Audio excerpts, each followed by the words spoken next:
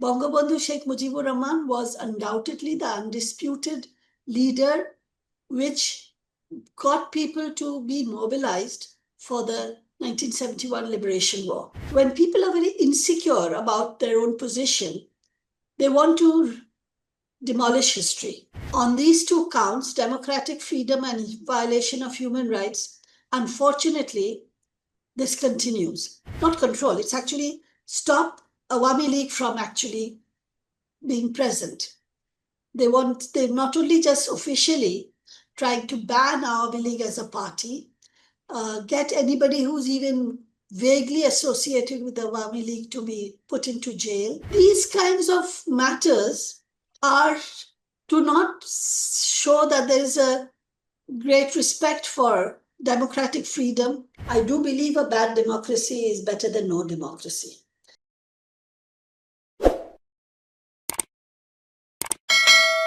Hi, I'm Pratim Ranjan Bose, and you are watching Podcast with Pratim, presented by Iravati Research and Communication Center, or IRCC. In this episode, we will discuss Bangladesh. We discuss it too often. I have with me prominent Bangladeshi intellectual and human rights activist Khushi Kabir. Thank you, madam, for joining the show.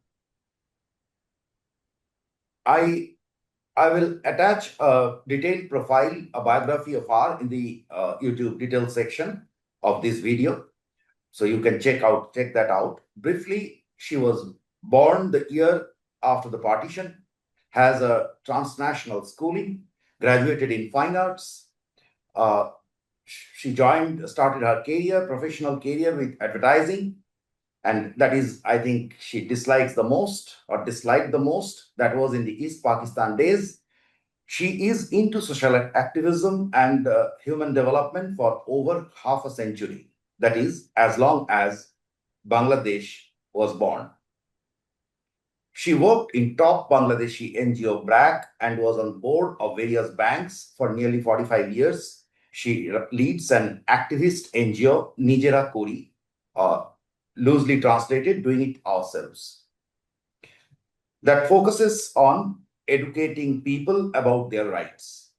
Lastly, if I may add, Madam Kabir is niece of India's former education minister, Humayun Kabir.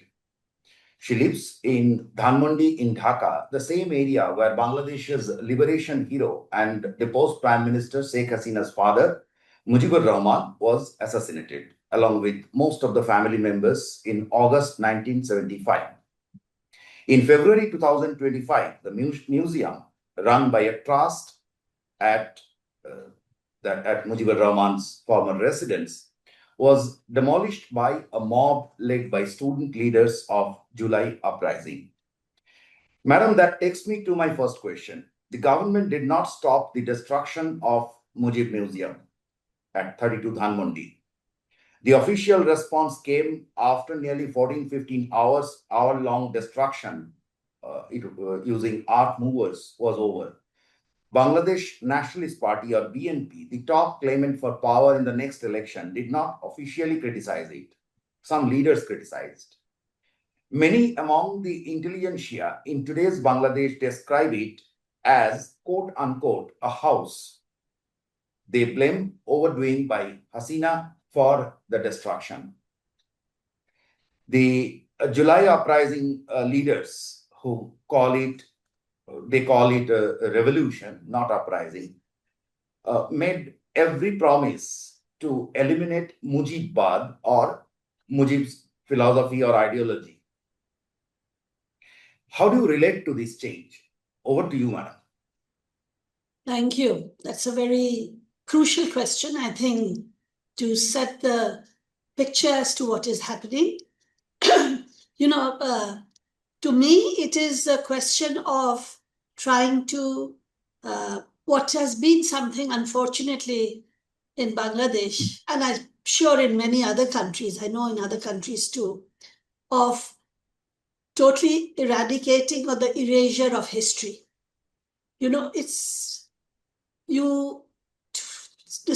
Destroying Mujib's building doesn't destroy the legacy of Mujib. Bangabandhu Sheikh Mujibur Rahman was undoubtedly the undisputed leader which got people to be mobilized for the 1971 Liberation War.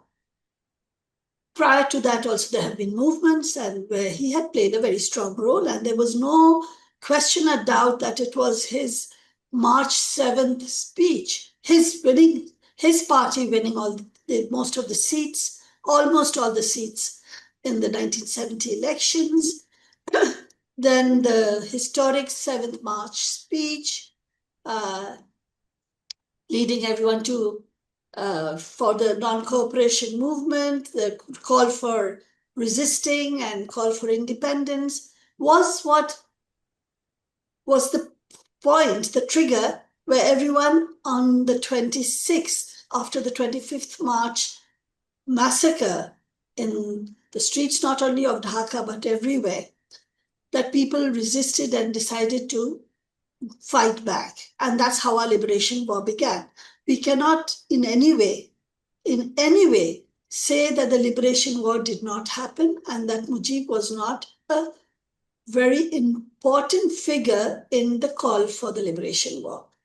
So just bulldozing his house, which is a part of history, not only the house, but it was a museum later on. The house was donated by his daughters to be made into a museum, which had so much information, had so much of, notes and so much of very historical documents, which all got destroyed as the house got destroyed. So it is not just a house. And I think it is just when people are very insecure about their own position, they want to demolish history, destroy history. History should be something that we feel comfortable with and to know. We may not agree with every aspects of what has happened in the past. We need to know that, but we need to also understand and admire and accept what are the most important factors that have led us to us being today. So that was, I think, the destruction of the house, the lack of any interception by the government in control, and the lack of any kind of strong response on the part of other political parties is very sad, because this, to me, signifies that in the future too, this rewriting and erasure of history will continue no matter which regime comes. Thanks, madam. I think I asked the question because I find it almost missing in the media and etc., the reference and the debate. Madam, lack of democratic freedom and violation of human rights were two biggest allegations against the Sheikh Hasina government. You were one of the critics of the government on both counts.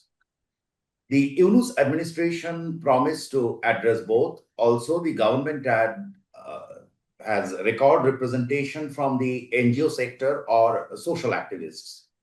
In view of the above, how do you judge the performance of the Yunus administration over the last 10 months?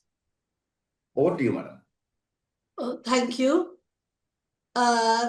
If I just want to answer this, I'll just say that on these two counts, democratic freedom and violation of human rights, unfortunately, this continues.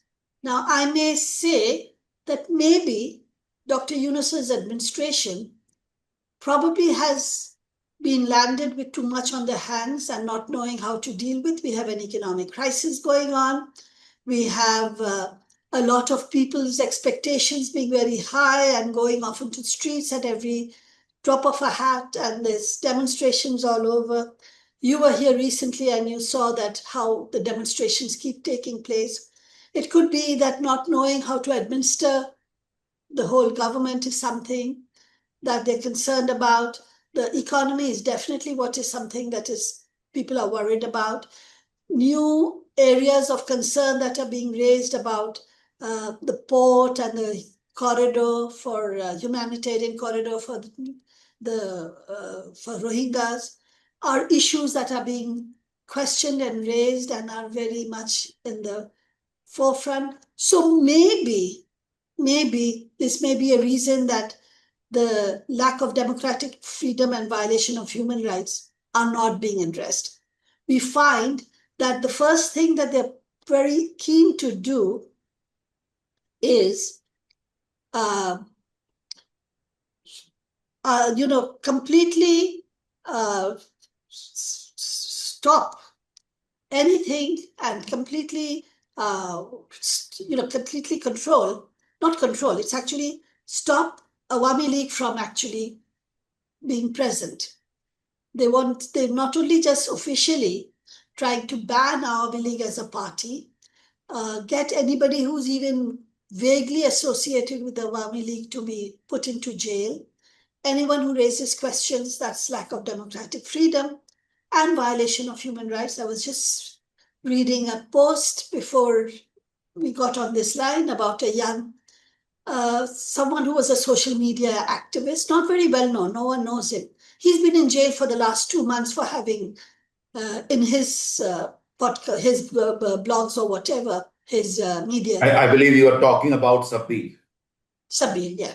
So these kinds of matters do not show that there is a great respect for democratic freedom or for human rights,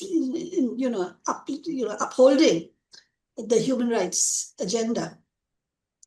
So I just think that Dr. Yunus's administration, the current interim government, needs to take this issue very seriously and needs to look at what their role was. And I don't think the people on the street, general public, are happy with this situation. Their lack of response when women on the streets get attacked, the mob culture that has become so prevalent without any kind of, from the government side, any way to stop this or to control it. So these things worry everybody. And I think that, yes, you want to take cognizance of all the human rights violations that happened in the past. So you do it in the way it's supposed to be done. You have enough evidence, you take a case, you bring it out and give people the right to know and give people the right to defend themselves when they are being arrested. But I think the same pattern as previously is being followed here too. I don't see that they're at all interested in looking at this aspect at all. And it's sad. It's very worrying, but it's also very sad. Yeah, as you said, I was in Dhaka recently, and it is not really, I think people are getting more and more aloof about the promises of democracy. They are getting detached from it, and that's not very good sign, because then the rule of revenge, the rule of power will always keep moving from one hand to another without much checks and balances. I believe so. Madam, I know you. We had a long discussion both at your house and over phone. So I know that you follow certain philosophies on economic philosophies, political philosophies, in the sense that at least you are not a supporter of capitalist growth. But I do. And from that perspective, I fully endorse investment-led growth pursued by Hasina. I'm saying this as an analyst. The assets, the infrastructure that she created are there for everyone to check. And from Padma Bridge to Metro Rail in Dhaka, the contribution, leaving aside the contribution to GDP that will happen over time in a multiplier. So everything is, that is there. The economic side of the contribution is very clear. there are data to show that the Human Development Index or those indicators had improved during hard rule. However, it is questioned by people. Many question that whether she invested duly in human development. I think these are valid questions. As a social activist, you are very rooted to the ground. So, how do you see the achievements during her tenure? I mean, is it where they? I'm talking about human development achievements. Were they merely a case of number fudging? Over to you, madam. No, I'll just give you my perceptions and my perceptions as I see on the ground, because most of the work I do is in the rural areas and most of the people I work with are the rural poor. So first, I would like to say that infrastructure development is not just something that the capitalist world likes.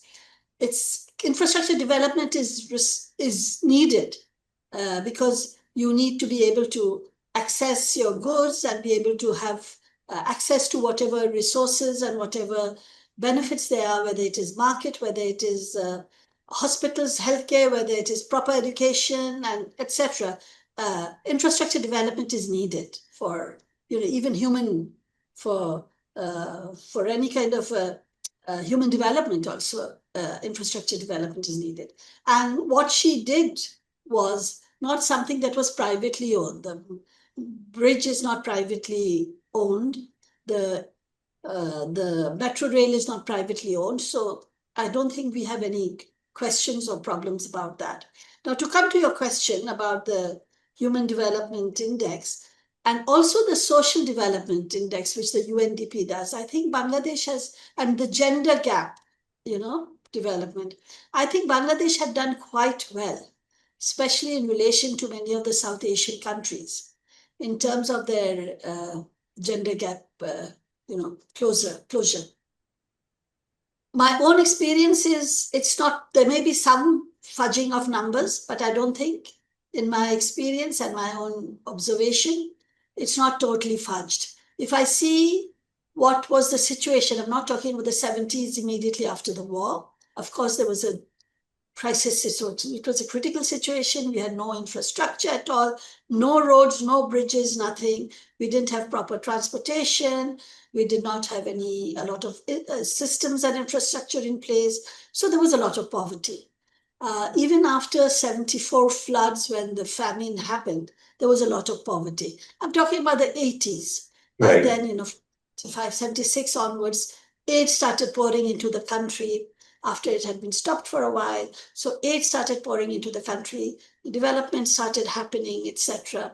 But there was, even in the 80s, I saw people living in abject poverty, where people could not even, light their fire for one cooked meal a day. So it was really very, very severe. And I had worked with people then and moved and lived in the villages. I don't see that now. I see everyone, even no matter how much at the bottom economically you may be of the rung, you still have hot cooked meals at least twice a day, if not thrice. The diet may vary. The number of items you cook will vary. Of course, it will just be basic if you're very poor. But there's cooked meals, and I look at that as an indicator. So I see that there is availability of health facilities. It may not be adequate. We critique it for not being adequate, for not really looking at the needs, what is required, but it is available. Family planning devices are available for women who don't want such large families. So we've really cut down on a number of children per family. So women can make decisions about having the availability of family planning. We look at education. It was started with Khalida Zia, right, when this free and compulsory education for girls, and it was also began during her time when she gave special stipends for girl students to be in secondary school. So, but during the 15 and a half years rule of Awami League, that was not cut off and that continued. So there was incentive for girls to go to school. Towards the end, it was not that big, and we were critiquing it and said, the education for girls is extremely important, and especially to support at the tertiary level. But all this was happening. So you can see that son preference, which is so prevalent in Pakistan, India, and Nepal, is not the case in Bangladesh. And there have been studies to prove that, and my empirical evidence from being with the people in the villages. So I will see that in many situations, the Human Development Index, even if there may be number fudging, generally there's been a great improvement. And I see people all over much more aware and much more, able to get jobs. Women are able to get jobs and employment, which they didn't at the beginning. Culturally, women were not supposed to be out working. So I can see a lot of progress has happened. And I think it's very important that we continue to keep on and hold on to this progress. It's so important that we don't slide back. We don't want any sliding back. We want whatever progress we've made is held on. Just because you want to do away with the past regime, you critique whatever was wrong in the past regime, but you don't throw the baby out with the bathwater. So we don't want to regress to what we were in the 80s. I agree. I mean, that is why I asked the question, because now there is an impression that everything, she was all false, that everything she did was wrong. I understand that there will be some kind, whenever political change happens, the counter view comes, but ignoring the past means you are blocking your own progress. That's as you said. And in fact, the quota protest, so during quota protest, a issue came up. I vividly remember on the infamous July 14 press conference, Hasina, then Prime Minister Hasina. So she pointed out about the women's quota, job quota. She said that its removal in 2018 had not augured well. And I don't know, I mean, then at that moment, everyone removed it, but I still believe there should have been that quota. It could have done better to remove the gender gap in jobs administration. Finally, madam, controversies about election notwithstanding. Yes, there is little doubt that the elections were not merely questionable, but there was no competitive democracy in 2014 onwards. Now, having said that, my limited ground survey proves that the popular perception turned against Hasina during the later part of her 15-year rule. Probably we can take 2017-18 as a cutoff. Now, my question to you is which are the things that went wrong? You knew her for too long. You have seen Bangladesh for too long. What are the top 5-6 factors that you should list out which have caused her such dramatic downfall? Over to you. Thank you. That's very crucial. And I'll begin with saying what I had said to you. I do believe a bad democracy is better than no democracy. And the reason I say that is in a democracy, you can speak out without fear, or hopefully you can speak out without fear. Her biggest problem, and which we started raising issues about, was her inability to accept any criticism or any kind of opposition. That made her into a dictator. I don't call her a fascist, I'd call her a total dictator, where she deliberately tried to curtail any opposition whatsoever, and whatever opposition was there would only be some opposition that would be subservient and, subservient to the government and totally, give themselves up. So you don't critique. If there's no criticism, there's no place for growth. If you don't have someone telling you where they think you're wrong, then you need to sit and look at yourself and find out Where is it that we need to start working towards? Where do we need to start improving? Where, if this is the perception, this is not what I intended, but this is the perception, I have to see whether the perception is because there is something wrong in the implementation or the way it has been translated. So it's so important to have a strong, vibrant opposition. And the biggest problem she did, the biggest mistake she did is when in 2009, she won a massive electoral victory where she got 2/3 of the majority. So in that election, she just decided that she didn't need an opposition. And she did everything to stop that opposition. That's the biggest mistake she made. Second is to try and keep herself in power. She looked at, to us, two factors, which I think were the biggest mistakes. She started quoting the army, and the second and the more, and both are problematic, is she started using religion and quoting religion, the religious majority, she thought that would help her stay in power. And what that signified for us was 1971 war. One of the major issues we fought was on secularism. We rejected the state of Pakistan being built on the two-nation theory of Islam. We believed in everybody. You may have a majority religion, but you believe in everybody having equal rights, indigenous communities, non-Muslims, other religious minorities, cultural minorities, ethnic minorities, everybody to have their own space and have the ability to grow. So there, when you start catering and giving in to all the religious strongholds of trying to ensure a religious state or a religion-based state, that's problematic. That's not democracy. And that is the other thing that we critiqued her on. And then there was, as I said, it was like she pointed more than anybody else at BNP because she thought Bangladesh Nationalist Party was the biggest, threat or could be the biggest thing to her. So she tried to do whatever she can to stop BNP from even functioning.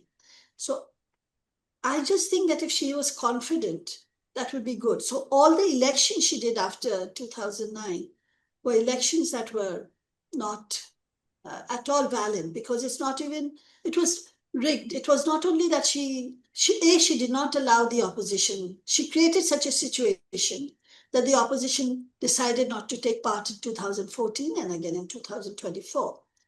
So if they had taken part, they could have gone to the streets or to the public and say, this is what we tried to do, this is what happened, and show where she's really fallen in not keeping democracy alive, like the control of the voting centers, the exclusion or taking away the opposition candidates' agents from the polling centers. All these things she did, and all the manipulation with the election also. But more than that, she did not allow anyone. The draconian laws of, the Digital Security Act, and before that, the others also, and after that also, the different kind of acts that were there where you can arrest at will without any reason and say that, and controlling your ability to speak or write or say what you wish to say.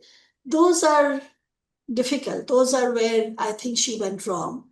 So in all these different areas, like when the High Court gave a judgment that the four principles that secularism should be brought back into the constitution. She brought back secularism, but she kept Islam as the state religion. Now, it's a contradiction, and she didn't see that contradiction. So I think there were many little things that she did, which, as an autocrat and somebody's totally removed from the people, that was responsible for people feeling, moving against her. But the biggest thing came, I don't think when the quota movement began, when you said at the beginning, it wasn't so much against anything except that families, which is now the third generation in many cases, of the freedom fighters would have a very very large section of the quotas in the jobs for government service. So that it total with all the women's quota and the indigenous communities quota and the minority quota, etc., came to more than 50%. So I think their movement was beginning to talk about reforming it and making it less. It wasn't so much. Unfortunately, her actions or her government's actions in curbing this movement through shooting at sight, the absolutely inadvertent way everything was, they were just allowed to brush and shoot at sight all the people. Really, that's when people reacted, and that's when people really came out on the streets. So it was a result of her actions, which were not very well thought out. She didn't look at what could this lead to. She should have learned from history, which I'm repeating again. We need to learn from history. We need to keep history alive, because if she had learned from history, she would know in 71, March 25th, when the crackdown happened and the continual 9 months of the crackdown on all the Bengalis made people more resilient and fight back. 1990, while the movement against Ershad was going on, it was when Ershad started shooting the protesters that people on the streets came out and started protesting against Ershad. So you can't win by shooting down people. She should have listened to that, learned that from history. I think those were the biggest mistakes she made. I think it's still a mystery to me. And it practically shows that she lost all political acumen, which is expected from a politician. They are very flexible with things. That why the government did not try to handle it politically. The ministers should have gone, met students, kind of create the optics that the government. I mean, these are very usual political maneuvering in any society. But they were completely absent. So that was still a mystery to me, that why a politician wouldn't think in that way. It might only mean that what you are saying is that they forgot to do politics, probably. Absolutely, absolutely. And I think they totally divorced themselves from people. They so totally separated themselves from people and what people were thinking. They were living in a little white ivory tower up there, not at all, totally distanced from what the reality was on the ground. Thank you so much, madam, for giving me time. Thank you for having me. I wish you once again on this platform. Thank you.